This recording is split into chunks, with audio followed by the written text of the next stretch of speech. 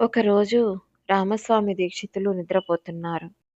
ఆ నిద్రలో ఆయనకు బాలాంబిక దర్శనమిచ్చి, తన మెడలో ఉన్న ముత్యాల హారమును తీసి, నీ భార్య కడుపున పుట్టినది, నీకు కొడుకుగా ఉన్నది నా భర్త రూపమైన ముత్యమే. ఆ ముత్యమే ఇప్పుడు నీ ఇంటి ముత్యముగా ఉంది. అతనే సుబ్రహ్మణ్యుడు. సుబ్రహ్మణ్యుడిగా ఈ లోకంలో నడయాడుతున్నాడు. నేను నీకు ఒక ముత్యాల హారం ఇస్తున్నాను. దానిని ఆ పిల్లవాడి మెడలో వెయ్యవలసింది అని ఆయనకు ఇచ్చింది. ఈ కల చూసుకొని తెల్లబోయి ఉలిక్కిపడి లేచారు. పక్కన ముత్యాల హారం ఉంది. దానిని తన కొడుకు మెడలో వేశారు. తమిళంలో ముత్తు అంటే ముత్యం. ముద్దు కుమార దీక్షితులు ముత్తుస్వామి దీక్షితులు అయ్యారు. ఆయనే సంగీత త్రయంలో ముత్తుస్వామి దీక్షితులు, త్యాగరాజు, శ్యామశాస్త్రి ఆ సంగీత త్రయంలో ఒకరయ్యారు. ఆ మహానుభావునికే చిదంబర శాస్త్రి, చిదంబరనాథ శాస్త్రి అనే పేరుతో శంకరుడే గురువయ్యాడు. ఒక రోజున ఇంటికి వచ్చి వీనిని కాశీ తీసుకువెళ్ళి సంగీతం నేర్పుతానని చెప్పారు. కాశీ తీసుకువెళ్ళి దీక్షనిచ్చారు. గొప్ప శ్రీ విద్యోపాసకుడిని చేశారు. అక్కడ 3 సంవత్సరములు సంగీతం నేర్పారు. సంగీతంలో సమస్తమైన మెళకువలు నేర్పిన తర్వాత, ఏరా అబ్బాయి, ఇంటికి వెడతామని అడగవేమిటి అని ముత్తుస్వామిని అడిగారు. అప్పుడు ఆ పిల్లవాడు, నేను ప్రతిరోజు గంగా స్నానం చేస్తున్నాను, ప్రతిరోజు విశ్వేశ్వర దర్శనం చేస్తున్నాను, ప్రతి క్షణం గురుపాద సేవ చేస్తున్నాను. ఇక నాకు మా ఊరు ఎందుకు కావాలి గురువుగారు? నా జన్మ ధన్యం పొందడానికి ఈ 3 చాలవా? దయచేసి నన్ను వెళ్ళిపొమ్మని అనకండి అన్నాడు. ఆ పిల్లవాడి గురుభక్తికి గురువుగారు మిక్కిలి సంతోషించి, నువ్వు నాతో రా అని ఆ పిల్లవాడిని గంగ ఒడ్డుకు తీసుకువెళ్లారు. గంగ ఒడ్డున నిలబడ్డారు. ఆయన సంకల్పం చేసి శిష్యుడితో, నీవు నడుచుకుంటూ రోజూ స్నానం చేయటానికి గంగలో ఎంత దూరం వెడతావో అంతకన్నా కొంచెం ముందుకు వెళ్ళు. నీ కాలికి ఏది తగులుతుందో దానిని నీ చేతులతో పైకెత్తి ఇలా పట్టుకొని రా అన్నారు. ముత్తుస్వామి దీక్షితర్ లోపలికి వెళ్లారు. ఆయన కాలికి ఏదో తగిలింది. ఆ తగిలిన దానిని వారు చేతులతో పైకెత్తారు. అదే ముత్తుస్వామి దీక్షితార్ చేతులలో ఉన్న వీణ. అది ఆయనకి గంగలో దొరికింది. ఆ వీణను అమ్మవారు అనుగ్రహించింది. ఆ వీణను తీసుకువచ్చి గురువుగారి పాదముల దగ్గర పెట్టి నమస్కరించారు. చిదంబరనాథ శాస్త్రిగా వచ్చి ఉపదేశం చేశారు. అప్పుడు గురువుగారు, నాయనా, నీవు సుబ్రహ్మణ్య అవతారానివి. అమ్మ అనుగ్రహం కలిగి అది నీ చేతి వీణ అయింది. నీలాంటి ముత్తుస్వామి దీక్షితర్ శిష్యుడు కలిగినందుకు నా జన్మ ప్రయోజనం నెరవేరింది. గంగా స్నానం చేసి వస్తాను అని చెప్పి లోపలికి వెళ్ళి మునిగారు. ఇంకా పైకి రాలేదు.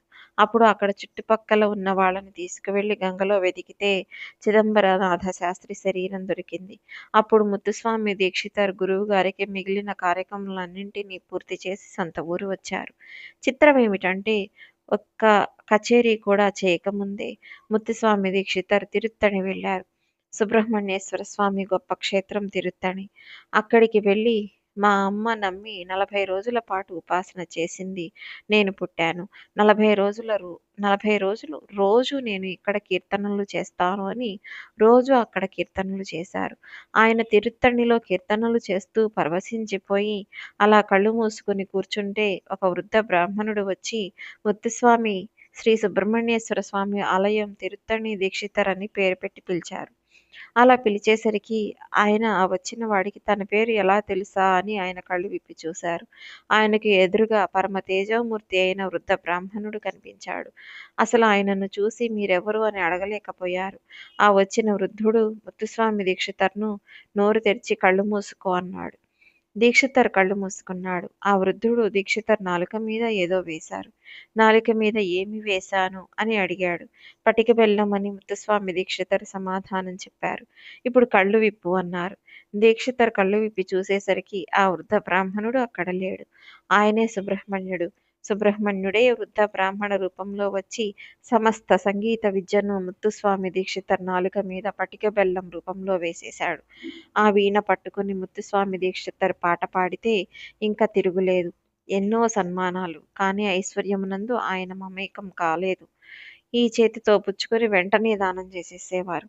ఒక సమయంలో ఇంట్లో భార్య వంట చేయడానికి గుప్పెడు బియ్యం లేని స్థితికి వెళ్ళారు. ఆయన శిష్యులకు సంగీతం నేర్పేవారు. ఆ శిష్యులు కూడా అన్నం పెట్టాలి. ఆయన ఆ శిష్యులకు కూడా అన్నం పెట్టాలి.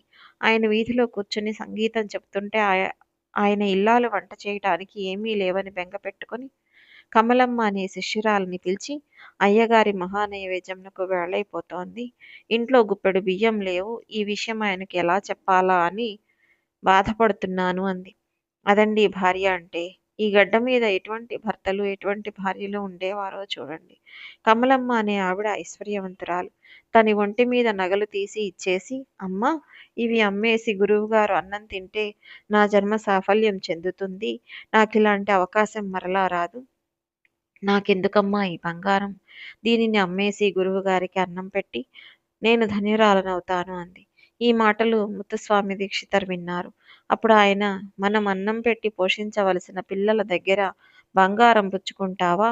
ఆ పిల్లకి బంగారం ఎవడు ఇచ్చాడో వాడే నాకు ఇస్తాడు, అన్నం పెడతాడు అని మీరు సంగీత సాధన చేస్తూ ఉండండి అని శిష్యులకి చెప్పి తిరువారూర్ శివాలయంలోకి వెళ్ళి కూర్చుని ఆర్తితో కంటినీటితో బ్రోవగరావా అని కీర్తన పాడి ఇంటికి వచ్చారు.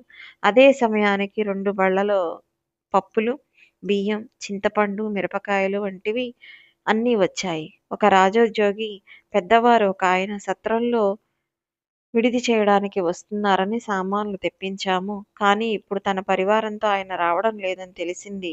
ఈ సరుకులు ఉత్తినే పోవడం ఎందుకు? మీ వంటి పుణ్యాత్ములకు ఇస్తే మీరు శిష్యులు తింటారని ఇక్కడ దింపేద్దామని వచ్చాము అని చెప్పి అక్కడ దింపి వెళ్ళిపోయారు. అప్పుడు ముత్తుస్వామి దీక్షితర్, ఆహా ఈశ్వర, ఇదంతా నీ కృప అన్నాడు. ముత్తుస్వామి దీక్షితర్ వెళ్ళిపోవడం కూడా చాలా విచిత్రంగా ఉంటుంది. ముత్తుస్వామి దీక్షితర్ను ఆ ఊరి రాజుగారు చాలా గొప్పగా ఆదరించేవారు.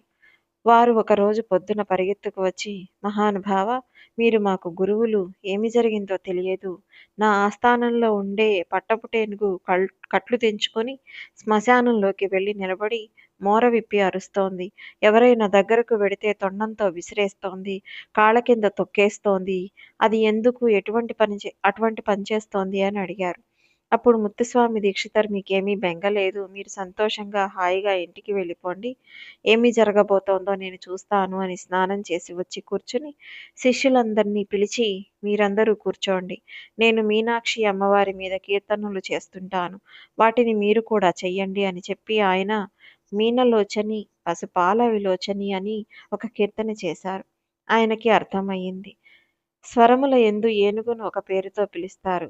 సంగీతపరంగా ఏనుగు రుద్రభూమిలోకి వెళ్ళి నిలబడడం అంటే, ఆ ఏనుగు అరుస్తోందంటే పరమశివుని అనుగ్రహంతో, సుబ్రహ్మణ్యుడి అనుగ్రహంతో ఏ మహాపురుషుడు ఈ భూమి మీదకు వచ్చాడో ఈయన వెళ్ళిపోయే రోజు వచ్చేసిందని గుర్తు. కాబట్టి ఆయన, అమ్మ, పసుపాస విమోచనం చేసి నన్ను నీలో కలిపేసుకో అని చేతిలో అమ్మవారిచ్చిన వీణ పట్టుకొని తన్మయత్వంతో కీర్తన చేస్తుండగా, శిష్యులందరూ చుట్టూ కూర్చుని కీర్తన పాడుతుండగా షట్చక్ర భేదనము అయిపోయి తేజస్సు కపాలంలోకి వచ్చి అందరూ చూస్తుండగా ఆ తేజస్సు పైకి లేచి అమ్మవారిలోకి వెళ్ళిపోయింది.